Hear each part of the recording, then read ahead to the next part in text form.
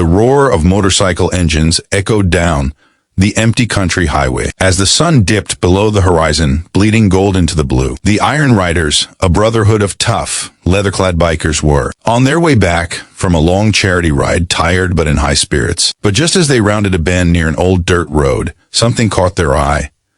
A small figure stumbling out of the woods. It was a boy, maybe 8 or 9 years old, barefoot, clothes torn, face streaked with dirt and tears. He waved frantically, his thin arms trembling in the fading light. The lead rider, a grizzled man named Jack Iron Malone, slowed his bike and signaled the others to stop. The group pulled over, their engines rumbling low as the boy ran toward them, nearly collapsing in the gravel. His voice cracked between sobs. "Please, please follow me home. You have to come quick." The desperation in his eyes froze every man in place. Before we dive deeper, if you believe in kindness, second chances, and the power of helping those in need, please take a moment to like this video, share it with someone who believes in humanity, and subscribe to our channel. Every click helps us spread stories that remind the world compassion still exists. Jack dropped to one knee beside the boy, gently gripping his shoulders. Up close, he could see bruises on the boy's arms and a fresh scrape along his cheek. His shirt was torn and stained with what looked like mud and blood. "Easy, kid," Jack said softly, his rough voice breaking the tension. "What's going on?" But the boy only pointed toward the woods, shaking his head, tears streaming down his cheeks. "Please, my mom, she's not moving." Without another word, Jack nodded to his crew. The Iron Riders revved their engines and followed the boy down a narrow dirt trail, branches scraping against their leather jackets as they rode deeper into the forest. The air grew colder, quieter. The boy ran ahead, barefoot, stumbling but determined. After what felt like forever, they reached a small, run-down cabin. The roof was sagging, and one of the windows had been boarded up. The door hung slightly open.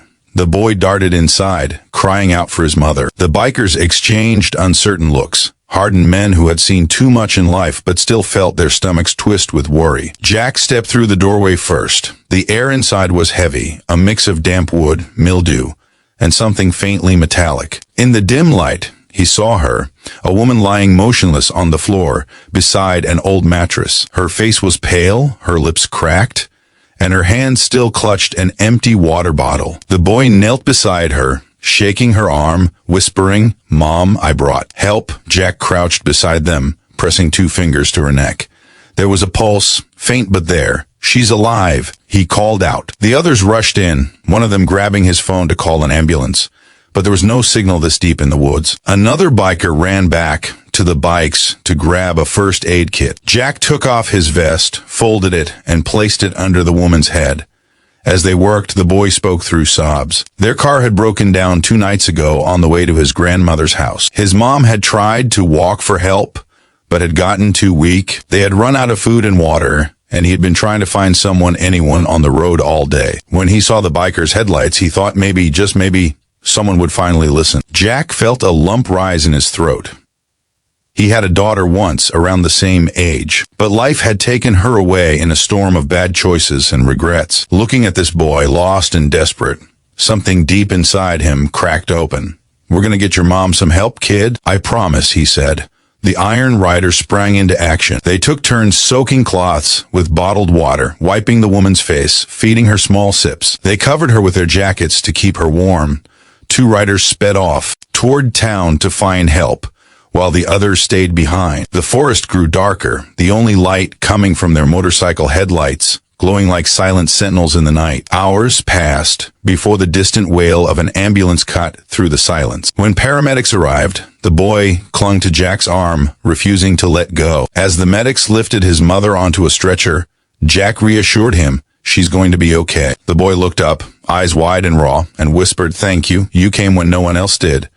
Jack swallowed hard. "That's what brothers do," he said quietly. The bikers followed the ambulance to the hospital. They waited in the parking lot all night, their bikes lined up in the flickering streetlight. None of them left, not until the doctor finally emerged at dawn with a tired smile. "She's gonna make it," he said. The boy ran to Jack, hugging him tight. For a man who had seen war, loss, and everything in between, Jack had never felt something so pure or so painful. When the sun rose, painting the sky pink and gold, Jack made a silent vow. The boy's name was Ethan, and from that day forward, the Iron Riders would make sure he and his mother never went hungry or alone again. They fixed her car, repaired their home, and visited every week. They brought groceries, clothes, even helped her find a new job in town. Ethan would wait by the gate every Sunday morning, waving as the rumble of motorcycles echoed in the distance. But something else changed too, the bikers themselves. These men, once seen as rough outlaws, became local heroes. They organized food drives, raised money for struggling families,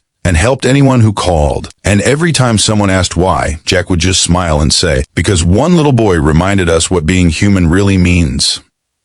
As months passed, Ethan's mom regained her strength. She often told people that angels had come to save her that night, angels in leather jackets. Jack always laughed it off, but deep down, he knew she wasn't wrong. Life has a strange way of sending you the people you need, even when they arrive on roaring motorcycles instead of wings. Years later, at a charity event the Iron Riders hosted for families in need, a young man stepped up to the stage. It was Ethan, now in his late teens. His voice trembled as he spoke, but his eyes shone bright. "When I was a little boy, I ran out of the woods and begged a group of bikers to follow me home. I thought they were just tough men with scary looks, but they became my family. They didn't just save my mom's life. They saved mine too. They taught me what kindness really is." The crowd fell silent. Some wiped tears, others clapped softly. Jack, now grayer and slower, sat in the front row, pride written across his weathered face. When Ethan finished, he stepped off the stage and hugged Jack tight, whispering, "You kept your promise." Jack smiled, tears glistening in his eyes. "So did you, kid," he said. "You made it home." If this story has touched your heart, please take a moment to like this video, share it with someone who believes in second chances, and subscribe for more stories that remind us what true kindness looks like. It helps our channel continue spreading hope to millions around the world. And before we end, tell us in the comments, do you believe that one act of kindness can change someone's life forever? Because sometimes all it takes is a moment of courage and a heart willing to listen to turn strangers into family.